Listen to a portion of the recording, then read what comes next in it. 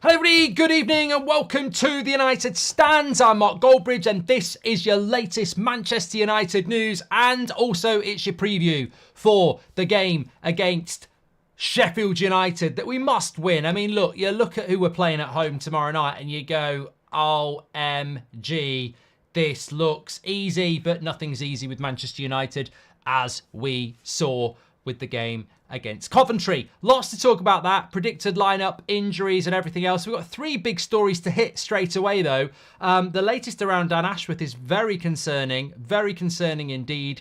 Man United are offering 2 million and Newcastle want about 15 million, and it is not expected that he will be here this summer, which means that Jason Wilcox will probably have to be the director of football, which is a massive step up from Southampton. I mean, he's got a good reputation, but it's a massive step up for United. I mean, it's better than Murta, but no director of football there. Also, a bit of an exclusive about a left-back that we're looking at from Girona. Hey, Girona! And also, I'm just going to start off by saying, what a disgrace. Erik ten Hag walking into the press conference today saying what a disgrace the media are for calling United embarrassing and how they reacted to the game at the weekend.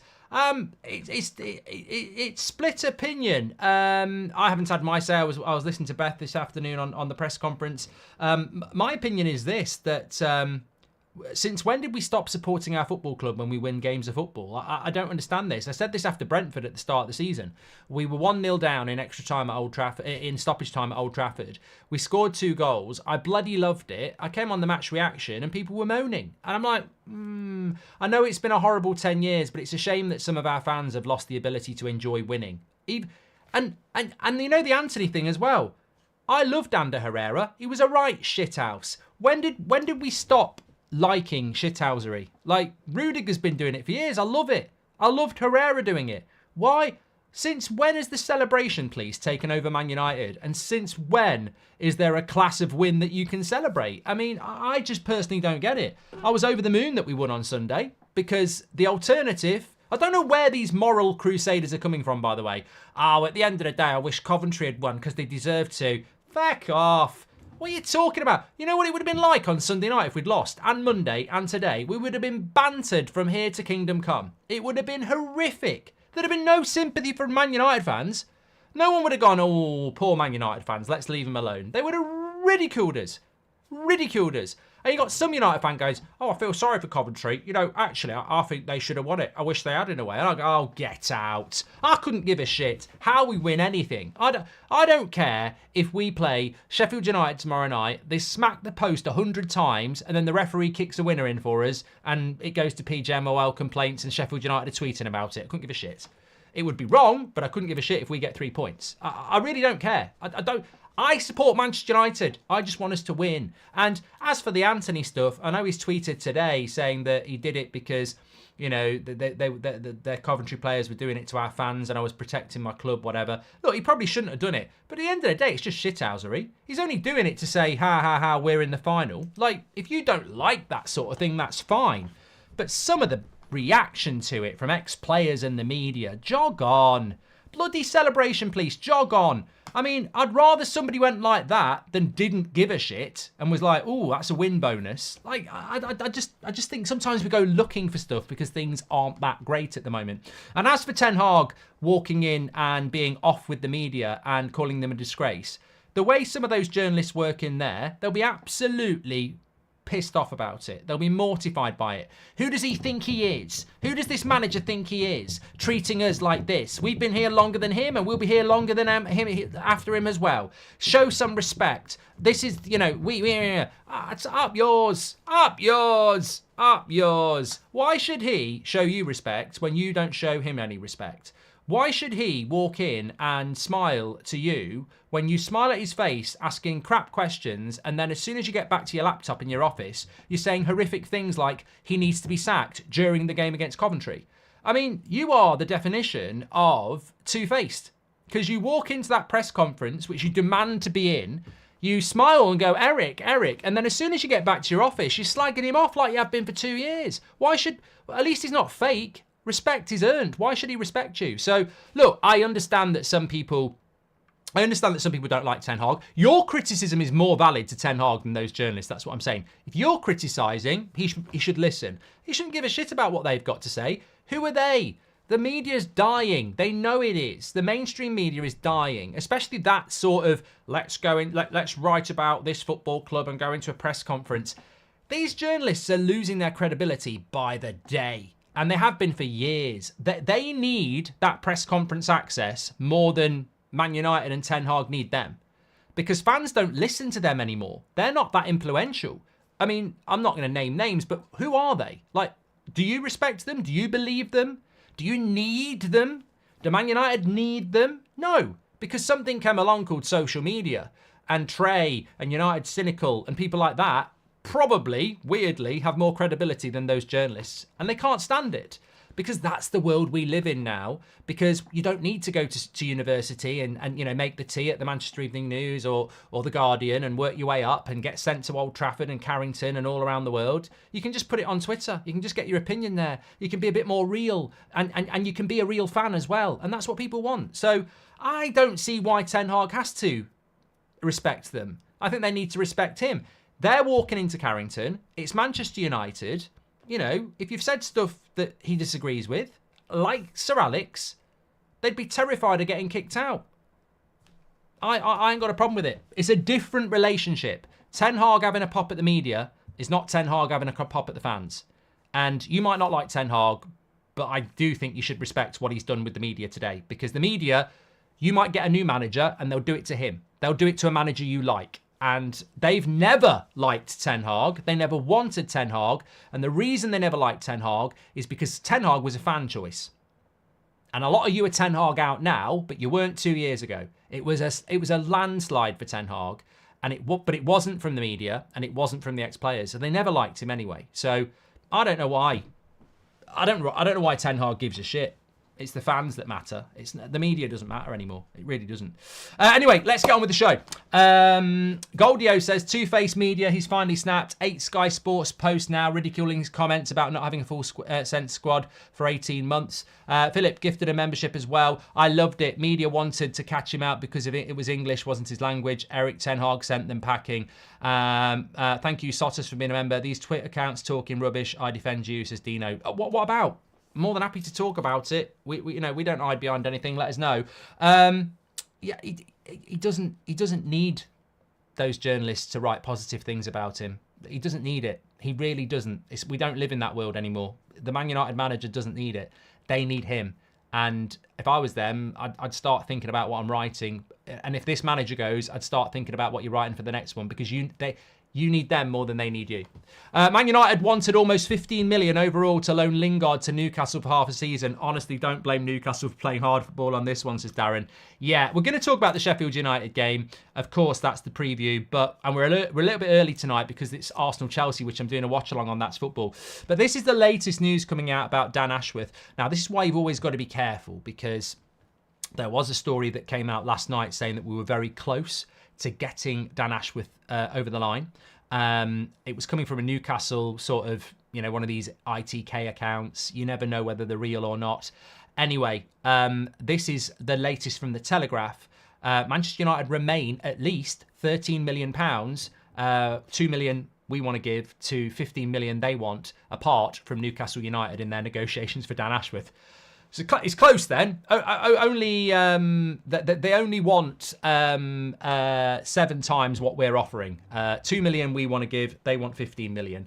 So miles and miles apart. Manchester United feel that the extra 10 million or more it may take to get Dan Ashworth's gardening leave shortened could be spent better on signing players. His gardening leave doesn't end till the end of 2025, by the way. The year is 2024. 18 months to get Dan Ashworth. We can't wait 18 months. We can't wait 18 months. I mean, I sympathise with Dan Ashworth and I sympathise with Sir Jim Radcliffe, but is there not a point where you go 18 months? I mean, a lot can happen in 18 months. A manager can come and go in 18 months. A player can be bought and flop in 18 months. You can go from mid-table to fighting for the title in 18 months. We can't wait 18 months for a director of football that can't do anything. And I'll tell you what, Newcastle are going to be watching him like a hawk. He can't do anything. Like, he really can't do anything because they'll be all over him. And he will have submitted players to Newcastle that they should go for this summer. And if we go anywhere near those players, it's just going to be a bloody legal nightmare. I think we should just pay the money. If we want Dan Ashworth, pay the money. You can't wait 18 months. And if you're waiting 18 months and you're not going to pay the money, just go and get Paul Mitchell on a short-term contract for 18. I just don't... I don't know what we've got into here, but it just seems, and I can't really speculate on it because it seems a right mess. It also goes on to say that with Dan Ashworth unlikely to work for Man United this summer, Jason Wilcox is expected to lead transfer window business, assisted by Omar Barada. I mean, that is something that we'll just have to get on with, but I am massively uncomfortable with. I mean, Jason Wilcox, to me, was a sort of up-and-coming, clever little deal with a good reputation, who worked in the youth setup at Man City and as a director of football for Southampton in the Championship.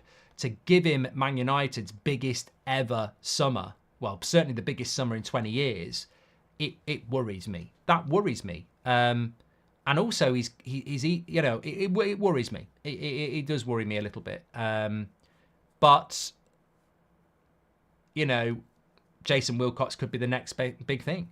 And also, what if Jason Wilcox does really well this summer and in the January transfer window and next summer, and then Ashworth comes in and says, I'm in charge now? What if that 18 months goes really well with Wilcox and then you bring someone in above him? You know what I mean? It just, you can't say we'd rather spend the 10 million on players, because Dan Ashworth, if he does his job, will make that 10 million back this summer. I profess this. It's a negotiation tactic from Newcastle. I don't think we're going to wait 18 months. I think this deal will get done. And I think United need to pay the money. Whether it's a mistake by Ineos, it's a learning game. They will make mistakes. Start of February, we heard we're getting Dan Ashworth. End of April, we haven't got him. That's 3 months. February, March, April. The PR nightmare has kicked us in the arse because, we're getting Dan Ashworth, everyone. We're getting out. No, we're not. So it's not worked. And Newcastle have got teeth. And I think you've just got to pay the money. I think you've got to pay the money. You can't wait 18 months. You can't wait 18 months for 2 reasons. One, what if it goes wrong under Wilcox? You could have got Ashworth in and it will be on Ineos. 2, what if it goes really well with Wilcox and you don't need Ashworth anymore? They've said they want Ashworth. If it goes wrong in 18 months, it's on them. And if Wilcox does really well and we don't need Ashworth, it's on them. They've got to go with what they've got to back their opinion, haven't they? They've got to get him in. They've got to get him in, and they've got him in really quickly. Mark, how is your mate who used to sleep on your couch? Says Stephen. I've never had a mate who slept on my couch. Is Paul Mitchell still available? We should walk away from Ashford if it takes too long. We can't afford a disaster summer, says Florian. The thing is, though, I don't think you can walk away from Ashworth too much because we've basically put him on gardening grieve. We've messed up his career, haven't we? We've got to get him. I think we've got to pay the money. Gary, thank you very much for joining the members club. Khalik says United cynical is garbage. He always wants Ten Hag sacked. She backs Wan-Bissaka when he's nothing but slide tackles, does nothing offensively. Okay, I didn't think we were talking about that. And do you think Erik Ten Hag being successful would be proving people wrong, or him turning it around, i.e. from doing badly to doing well? I don't think Ten Hag's proving anybody wrong or right. I listened to his press conference today. He was quite rightly talking about injuries. We're going to talk about that on the Sheffield United preview moment in a minute. I personally think that I find it incredible about Ten Hag that he has the best win ratio in our history and that he's took us to 3 cup finals in 2 years and that people want to sack him. I think the facts don't lie. And the injury crisis is real. It's been there all season. I almost look at this season and go, it's a complete write-off. It's a complete write-off. If Pep Guardiola was in charge with that injury record, we'd say it's been a write-off. So I really don't understand it. Want to ask about injuries. Other clubs have had just as many. No, they haven't, Zachary. Please do your homework. If not more long-term injuries. No, they haven't. Why does Ten Hag get a pass over similar issues? Zachary, you've been a member for 24 months. You've obviously got your head switched on, but you're completely wrong about there. What other clubs have had just as many injuries as us? And what other clubs have had just as many long-term injuries as us? And what other clubs have missed as many first-team players as us? The only one I can think of is probably Newcastle and Chelsea, and they're both where we are. So, I disagree. Liverpool haven't had the injuries we've had. Come on. You're having a fucking laugh. And Liverpool have got a better squad. Liverpool have got 7 good midfielders. They've got 4 good centre-backs. They've got 6 good forwards. They've got 2 full-backs in each position. Liverpool, we don't have any centre-backs. We don't have any left-backs. We don't have a backup striker. So Liverpool are in a completely different position. They've got a manager that's been there for 8 years as well, who's built a squad over 8 years. So nothing's comparable to United. Probably Newcastle. I'm not putting Chelsea in the same category as us. They spent £1 billion fucking pounds. If they've spent it badly, up yours. Wonder why the media ain't going in on Pochettino, says Grace. Well, exactly. I mean, Chelsea lost at the weekend, by the way. Nothing been said at all. Darren, we've spoken about that from Lingard. Anyway, I want to talk about Gutierrez, the left back from Girona, in a moment. It's an exclusive from the United stand. We're going to talk about that in a moment. But let's do the preview. Manchester United tomorrow. That's how the league table. I'm excited about this. That midweek game. This is like a bloody Christmas midweek game, isn't it? We only get a midweek game if it's a Premier League game at the moment. I miss it. I'm not ashamed to say it. I miss it, even if it was the Europa League. I miss midweek football. I really didn't think I would. I'd hate not to be in Europe next year. I know people are saying we'd be better off outside of Europe. I'm getting emotional. I want to be in Europe next year. I don't care if it's the Europa League. I want to be in Europe next year. I can't stand the whole Sunday to Friday with no preview or press conference or match. I don't like it. I'm not used to it. I don't like it. All my life, Man United have played midweek. I can't deal with it. I want midweek football. Anyway, the way to get in midweek football is to win this game tomorrow and win on Saturday. We're playing Sheffield United tomorrow night. We're playing Burnley on Saturday afternoon. They're bottom 2. I'm glad we're playing Sheffield United first because Burnley worry me a little bit at the moment. They've almost got that let's play like prime Brazil, we could stay up thing. So Burnley are a bit of a problem on Saturday. So I'm glad we're playing Sheffield United first. Hopefully a bit of confidence. Burnley have got, Sheffield United have got 16 points. They're one of the worst Premier League sides ever. When we look at their away record, they've only won 1 game away from home this season. Prize for whoever gets it. That reminds me as well, I was meant to be, I'm gonna have to give some memberships away at some point this week. I was going to give 100 memberships away tonight if Man United asked the question about Rashford and why Ten Hag always picks him and if he's under pressure to pick him. Nobody asked it. And fair play, somebody from The Guardian got in contact with me this morning and said that they had got in contact with their lead editor to get in contact with the journalist who was at the press conference to ask the question. It didn't get asked. So fair play to The Guardian. They at least were watching this morning and did try and get the question asked. But it didn't get asked. So we didn't get anything about that. But Sheffield United have won 1 away game this season, and it was against Brentford. So there you go. Apparently it was against Brentford, says Liam Johnston. Well done for that.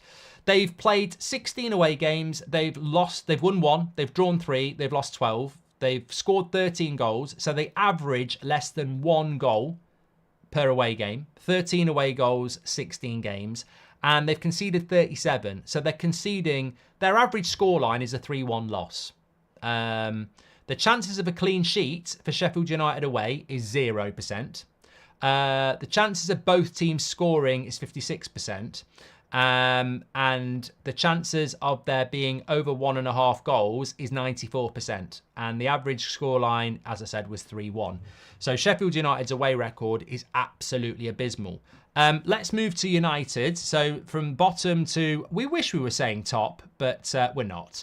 Manchester United are currently 7th in the league, of course, on goal difference to Newcastle. Chelsea play tonight. We could do with them losing. They've got a game in hand on us, so we could do with them losing. If we could win tomorrow and Chelsea lose tonight, we'd go 6 points ahead of them. They'd have a game in hand. So it's a big, big opportunity. We've got 2 games in hand on West Ham behind us. We're basically in a race, I believe, for that Europa League spot of 6th with Newcastle and Chelsea. So Chelsea losing tonight would be a good thing for us. It'd also be good because I'd rather Arsenal win the league out of those 3 at the top. So hopefully on that watch along, Arsenal will get the job done. Our home record this season, before we go to the team, we have we are mid-table for our home record. We've actually got a better away record. We're 6th in the league for our away record. Our home record's not that good.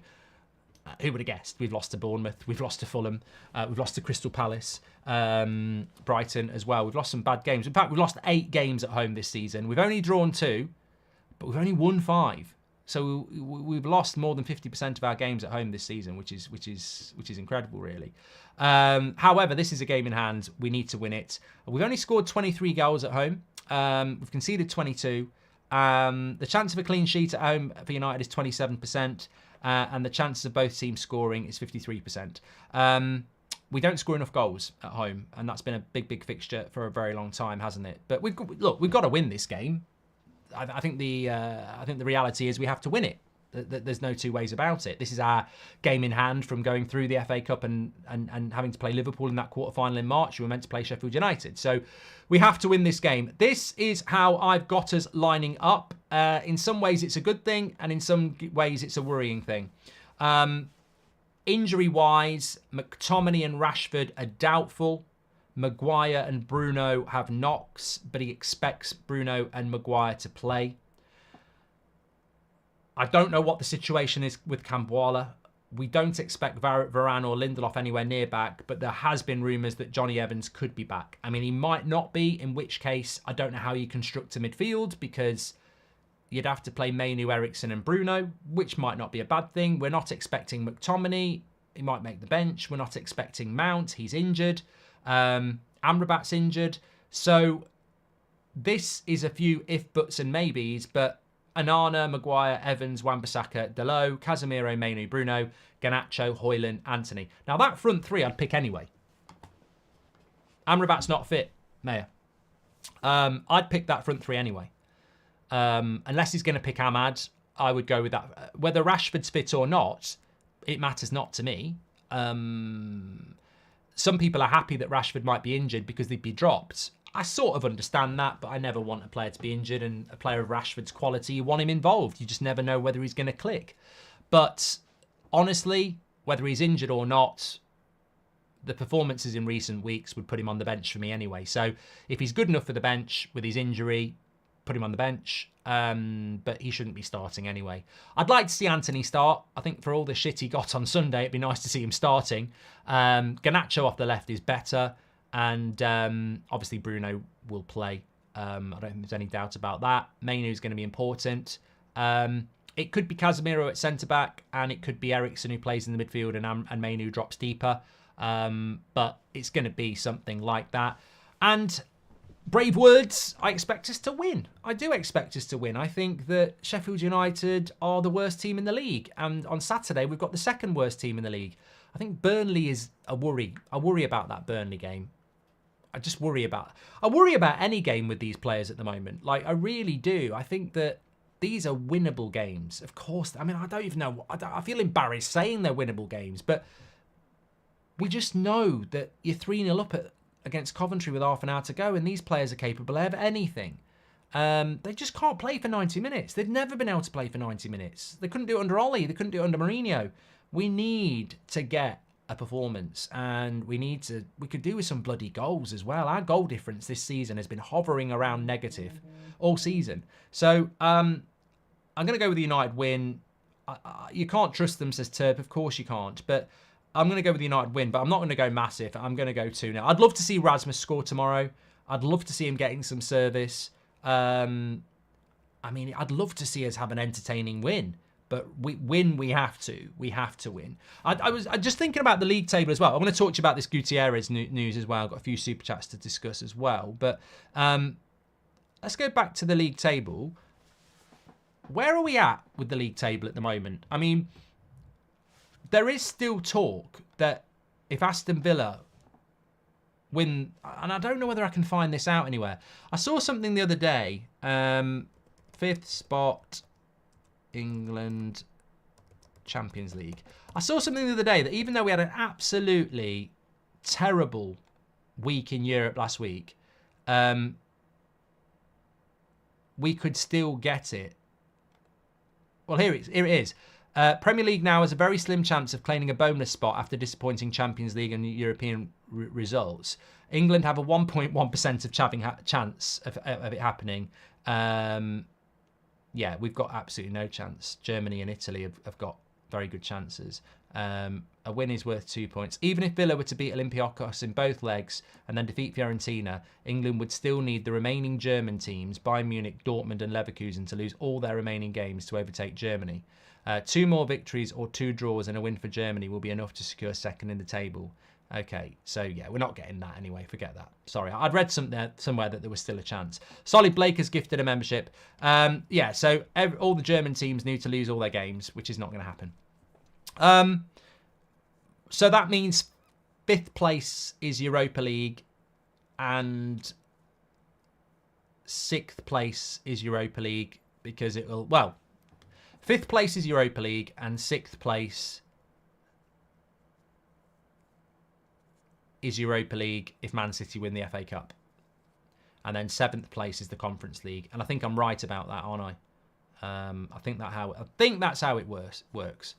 If 5th place had been Champions League, then 6th and 7th would have been Europa League. But we can safely say that 6th place will be the Europa League because Man City will win the FA Cup. Of course, if we win it, then 6th place won't be Europa League. It'll be Conference League. But it won't matter because we win it. So that's how I read it now. Top 4 Champions League, 5th place Europa League, and 6th place Europa League if Man City win the FA Cup, and 7th place Conference League. So, yeah, it's all to play for, isn't it? It's all to play. I don't want the Conference League. I think Sir Jim would take the Conference League because it's a bit of money, but. Yeah, I think that's how it stands at the moment. Sacking Ten Hag will change nothing. Trust the fucking process, says Thomas. Well, I think the news that Wilcox is going to be the director of football this summer and Ashworth's not coming in for a year, I don't know why you'd change the manager now anyway. Sir Jim Radcliffe said on Sunday, we're going to need to be patient. If you're going to have to wait for your director of football, I don't really see the point in spending money. Look, if you put it this way, if we're getting a story that Sir Jim Radcliffe doesn't want to pay 10 million for Ashworth because he'd rather spend it on players, why spend 10 million sacking Ten Hag then? You know, if 10 million is such a problem, then why do it? Eric Ten Hag's doomed humanity says, Eric Ten Hag's stubbornness to change, showing no progress this season and unable to coach. How do we genuinely address these, Mark? I'm conflicted. Well, I think it's very hard to show progress, mate, when we're decimated by injuries. Now, some people don't believe that. That's my stance. So I disagree with you on that. The stubbornness to change, I think he plays this way or he parks the bus. Some of you quite rightly have said, let's just park the bus and grind results out. The other stubbornness, I suppose, is the Rashford thing, but we don't know the answer to that. Much respect for you after watching your streams for a long time. How do you mentally deal with all the stupid statements you see in the chat? Says Happy. I respect people's different opinions. We've said this from the start. The United Stand is a place for people to express their opinions. And as long as it's not abuse, you're probably going to get away with it. I mean, read the comments after a video. It's hilarious. And they get a lot of likes for slagging me off. But I just think, well, they're watching. They're forming an opinion. You're not meant to agree. It amazes me after nearly 10 years, people think I'm trying to be an influencer of your opinion. We've always welcomed different opinion. I actually quite like it that people have different opinion because they're actually listening. Sorry to change the subject, Mark, but just watching TNT and they're licking Poch's arse saying how managers need time and can't be judged so soon, says Mike. And terrible. Lucas needs to be banned from all presses, says Giles.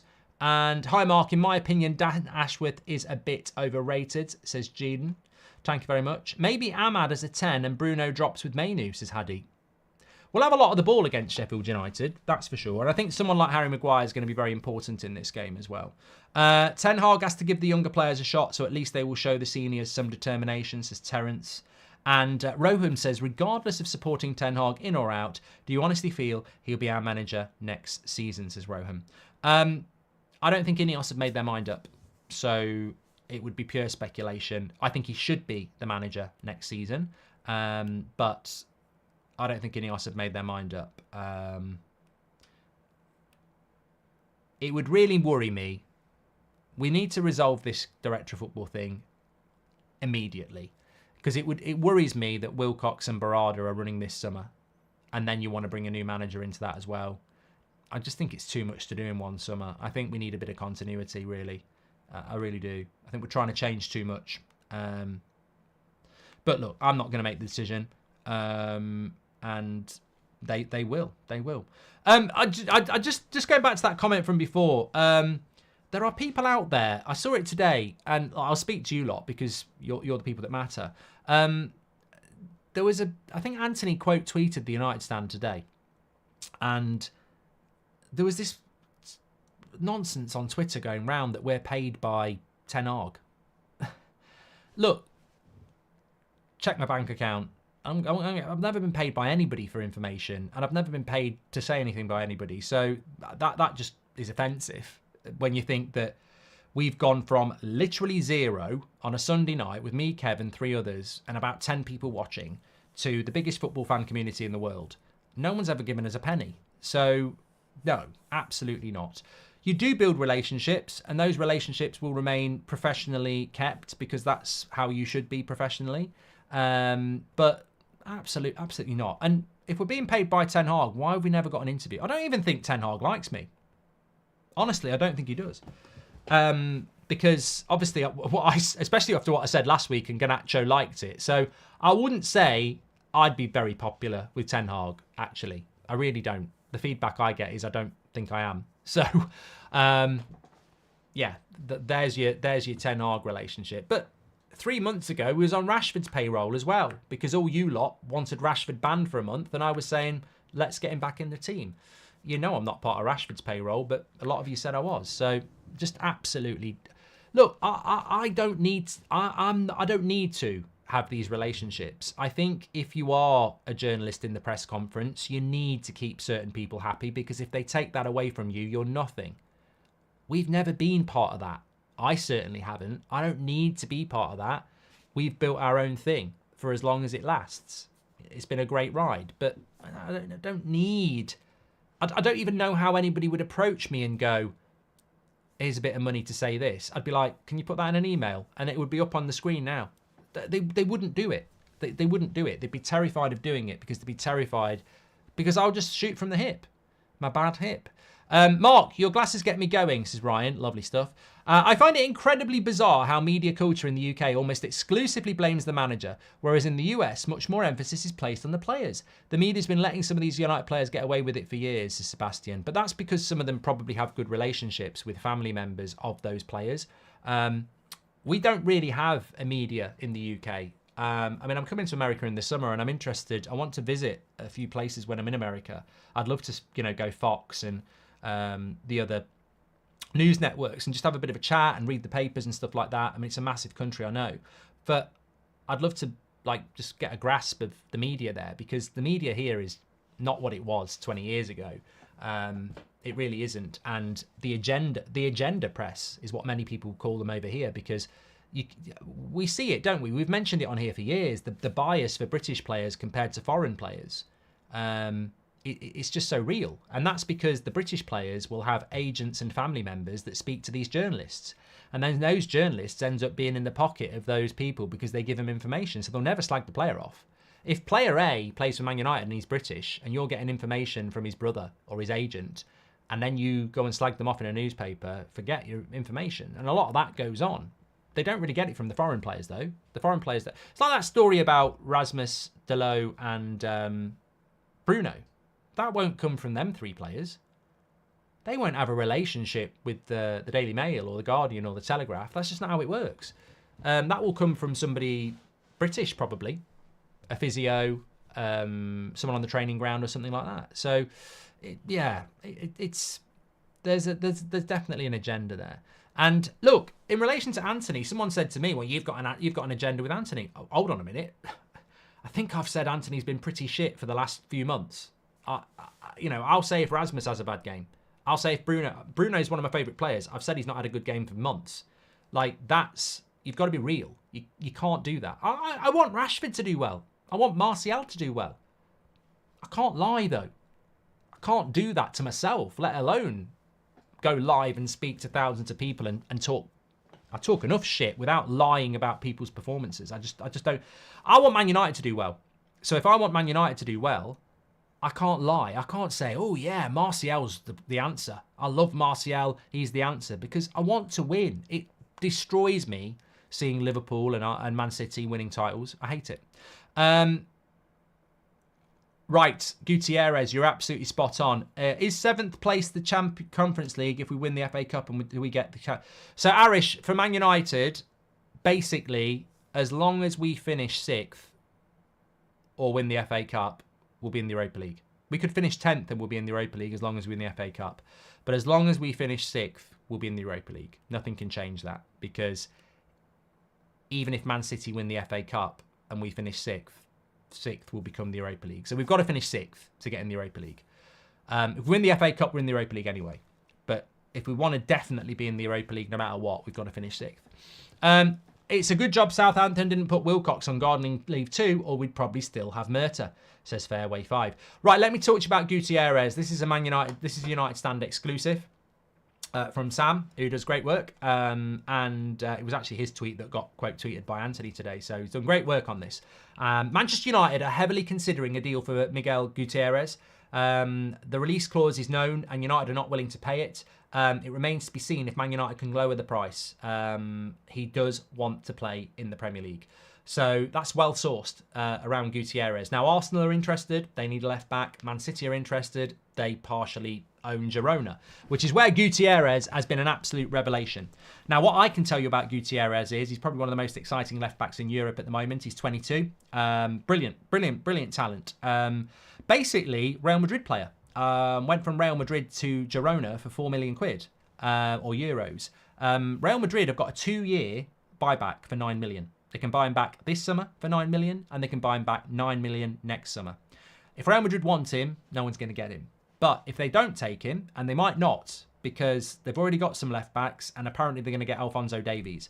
If they get Alphonso Davies, then Gutierrez is obviously going to be up for grabs. And Real Madrid get 50% of whatever goes. So I think Man United want to spend about 20, 25 million on a left back.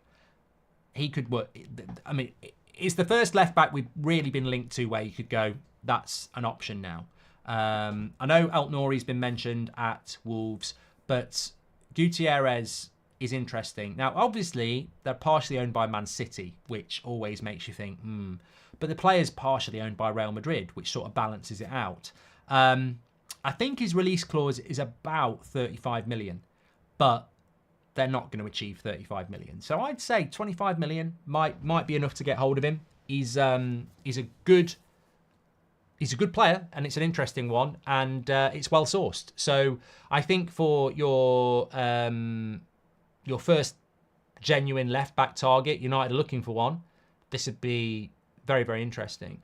I mean, I suppose the only thing I would say is if we did go and buy Gutierrez, what happens to Malacia and Shaw? Could it be the end of Luke Shaw? I don't know. Daniel says, do you know... Sorry, got a few to catch up on here. No Goldbridge, no party, says Pizza. I am Mark Goldbridge, I am not AI. Martinez injury is the biggest loss of the season, says Ayush. It absolutely is. Spot on. Comment of the evening. Ray Carl Brown Amore, legend of the chat, says what people should be talking about is 3 finals in 2 years, other than Pep, who is doing this. But people don't see it like that. No. I think a lot of people get manipulated by the media subconsciously, actually. I really do. I think it can happen to all of us. Which is a question we all need to ask. It's a good job we've done that one. Arnie Slot to replace Klopp. Big drop from Alonso, says Josh. Yeah, I mean, I do look at that Liverpool situation, and I'm going to talk about it on the United Stand later, on That's Football in a moment. Daniel says it's all bullshit. Ten Hag is staying, and he will have until Christmas to fix it. This summer, we're going to fix the structure above and buy young talent. I hope you're right, Daniel. I really do. And why am I disgrace, Mark, says Ollie. I think you're reading the title too literally, mates. But look, fantastic show tonight. Really enjoyed it. Don't forget we've got a watch along tomorrow. Yeah, looking forward to the game. We've got to win. I mean, these are the sort of games where you just hope you get a bit of a confidence boost. But yeah, we've got to win. But join me on That's Football and tell everyone I'm going to be 5 minutes because I just need to go and sort a cup of tea out. So I will be on That's Football in 5 minutes for Chelsea's visit to Arsenal. And when you look at that league table, we need Arsenal to win. We need Arsenal to win because if Chelsea win, they're level with us and they've got a better goal difference. So we'd be down to 8th. So we need Arsenal to win. Thank you very much. I'll see you over on That's Football. Absolute legends tonight, as ever. And also, just on your way out, don't forget that our Goldbridge Saves Football podcast is being spoken about everywhere. Well, somewhere. But it's the most listened to podcast we've ever done. You need to listen to it to know. But get on board. Join the Ultra. It's Goldbridge Saves Football. Scan the QR code. Give it a follow. Give it a listen later. I'll see you on That's Football. Speak to you in a bit. Brilliant stream tonight. Love the positivity. Love the conversation. Let's keep it going. I'll be on That's Football in a minute.